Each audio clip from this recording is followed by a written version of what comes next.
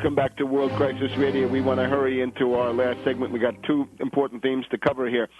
Obama gets the Nobel Peace Prize even as he's about to send 40,000 more GIs to fight and die in this futile, vain, and actually treacherous enterprise. Because, again, the goal has got nothing to do with al-Qaeda.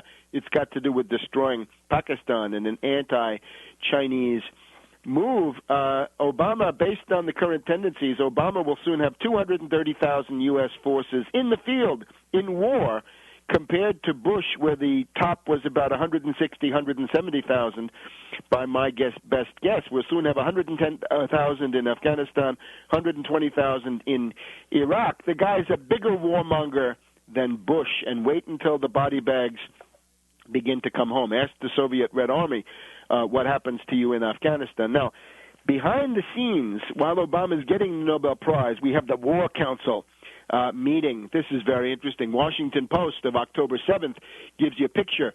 We have Obama.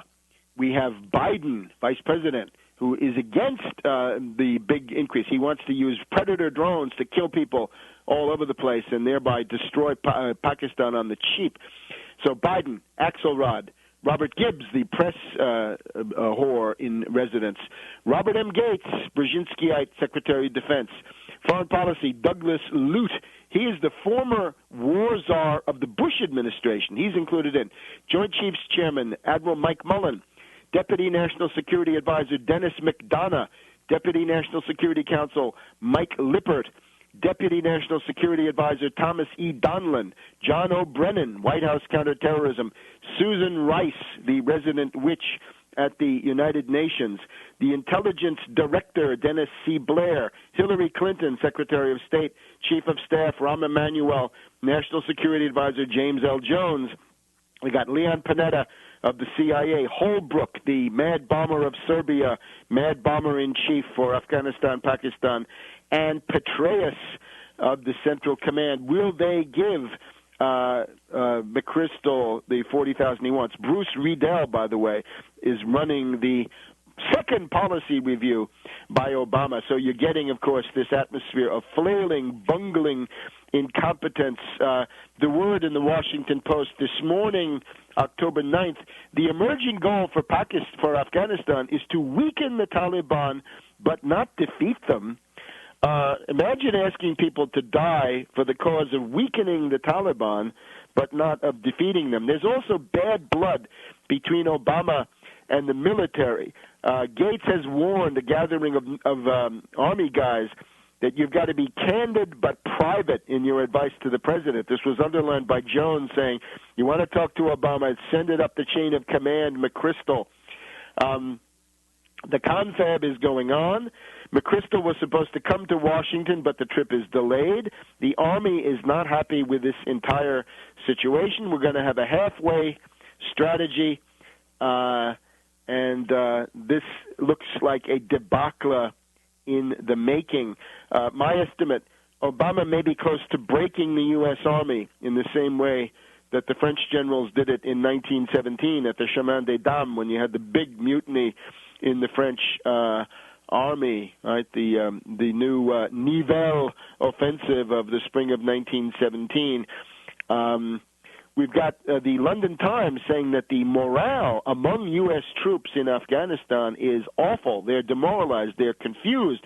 You've also got a rebellion stirring among Pakistani military who are interested in sovereignty. They say this new U.S. aid package violates our sovereignty. It allows the U.S. to supervise how promotions are made inside the Pakistani army. This is a monstrosity. Anyway, back to our central theme. Elitism and oligarchism on the one side against populism on the other. But watch out. Don't fall into the trap of cultural populism. That leads in the ugliest of ugly directions. We need economic populism, rational, programmatic, content-oriented. Now, the elitism and populism comes out of the increasing alienation around the world against political parties. What we're talking about here is we've got to prepare what amounts to a third-party option. We've got to start thinking about third parties or insurgencies inside existing parties that could then lead to splits. This is the big task of 2010. 2012. We got to get that Ripon, Wisconsin state of mind. What's it going to be like to found a new party? Increasingly, even among the Tea Party people, the revulsion and horror at the Republicans is about as much as against Obama, especially if you've got a memory. Let's look at what just happened in the German elections. What you see is, historically in Germany, the CDU-CSU, the Christian Democrats nationally and in Bavaria, plus the Social Democrats, normally got 85 to 90% of the votes in your average elections over the past couple of decades. Right now, the CDU, CSU, and SPD are down to about 50% of the vote. What has emerged now in Germany is not a two-party system with a couple of smaller parties. It's now a 6 or 7-party system. As you got the FDP, the Free Democrats, the Liberals with 15%, the Left Party, the Linke with 12%, the Green Party a little bit less than that. And you've also got this Pirate Party, the Internet Freedom Party, coming out of nowhere. It amounts to a repudiation of the major parties, with these smaller parties being the beneficiaries, not because they've done anything special, but simply because they're not the Christian Democrats and not the Social Democrats.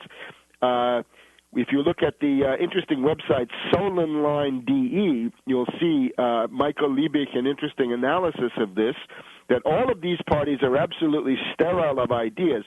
The problem is, though, why is oligarchy and elitism growing as fast as it is?